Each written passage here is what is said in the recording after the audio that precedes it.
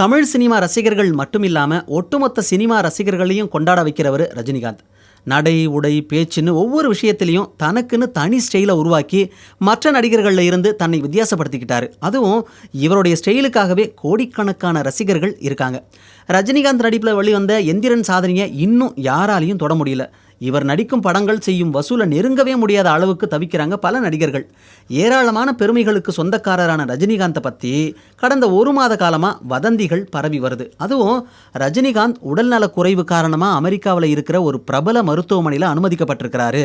மேலும் உடல்நிலை மிக மோசமாக இருக்குன்னு செய்திகள் பரவி வந்துச்சு. இந்த நிலையில் ரஜினிகாந்தோட அமெரிக்காவுக்கு போயிருந்த அவருடைய மகள் ஐஸ்வர்யா தனுஷ் தன்னுடைய ட்விட்டர் பகுதியில் ஒரு ஃபோட்டோவை அப்லோட் செஞ்சாங்க. அதில் அப்பாவோடு ஒரு செல்ஃபி எடுத்ததாக பதிவிட்டிருந்தாங்க. ஆனால் அந்த பதிவில் ரஜினிகாந்துடைய முகம் சரியாக தெரியாமல் இருந்துச்சு. இதனால் பல கேள்விகளும் எழுந்துச்சு. இதுக்கு எதுவுமே ரஜினிகாந்த் தரப்பில் இருந்து பதில் சொல்லலை.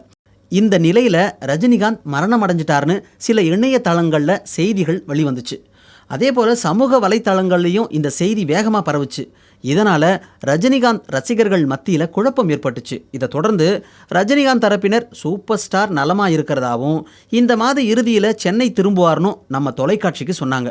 இதுக்கப்புறம் தான் ரஜினிகாந்த் பற்றி பரவி வந்த வதந்திக்கு முற்றுப்புள்ளி வைக்கப்பட்டிருக்கு. அதோடு வதந்தி பரப்பினவங்க மீது காவல்துறையில் புகார் கொடுக்க திட்டமிட்டிருக்கிறதாவும் ரஜினி தரப்பில் சொல்லப்பட்டிருக்கு. சினிமா பிரபலங்கள் பற்றி சமீப காலமாக பரவி வரும் இது போன்ற அதிகாரப்பூர்வமற்ற செய்திகளை தடுக்க வேண்டும் என்பது திரைத்துறையினருடைய வேண்டுகோளாக இருக்குது.